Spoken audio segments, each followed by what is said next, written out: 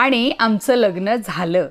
पण लग्न होऊन सुद्धा आम्ही वेगळे का राहिलो हे सांगते ह्या व्हिडिओत। नमस्कार मंडळी, मी आहे पूनम आणि तुम्ही पाहत आहात ए पासून आहो पर्यंतचा प्रवास भाग 9। तर 2012 हे साल अगदी संपत आलं होतं आणि त्यावेळेस सुद्धा लव्ह मॅरेज करण्यासाठी म्हणावं इतकं धाडस नव्हतं। प्रेम तर करून बसलो होतो, पण आता पुढे काय होणार याचं टेन्शन रोज सतावत होतं। मग मित्रमैत्रिणींशी सगळ्यांशी डिस्कशन करून झालं आणि सगळ्यांनी एकच पर्याय सुचवला की सगळ्यात आधी कोर्ट मॅरेज करून घ्या, मग पुढे काय करायचं ते पाहू। डिसेंबरमध्ये 2012 मध्ये नोंदणी केली आणि 1 जानेवारी 2013 ही तारीख लग्नाची पक्की झाली। हे सांगायला इतकं सोपं वाटतंय, पण ते त्यावेळेस इतकं सोपं अजिबात नव्हतं। त्याचे मित्र म्हणजे माझे मित्र, म्हणजेच आमचे मित्रमैत्रिणी कॉमन असल्यामुळे साक्षीदारांचा काहीही प्रश्न आला नाही।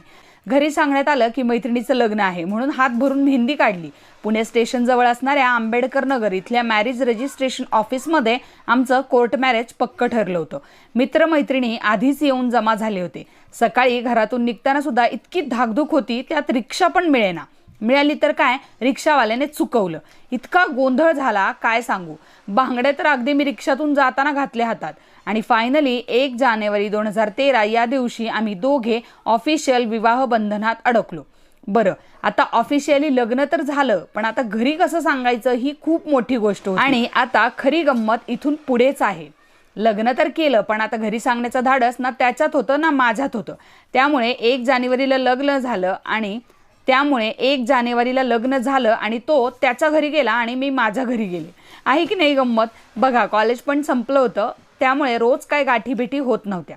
त्यामुळे बाहेर वेळ काढून जेवढं भेटता येईल तेवढं भेटत होतो। फोनवर बोलणं होत होतं, इतकंच काय ते तू सांग मी सांगते, तू सांग मी सांगते असं करता करता ऑगस्ट 2013 उजाडला। तोपर्यंत मला स्थळं सांगून येतच होती आणि आता पक्क माझं लग्न ठरेल अशी परिस्थिती निर्माण झाली। आता आधी घरी कोण सांगणार हा प्रश्न उभा होता। आणि मग काय महाभारत झालं हे नेक्स्ट पार्टमध्ये सांगते। नेक्स्ट पार्ट पाहायला विसरू नका आणि लव्ह स्टोरी आवडत असेल तर लाईक, शेअर, फॉलो करायला विसरू नका। Thanks for watching, bye.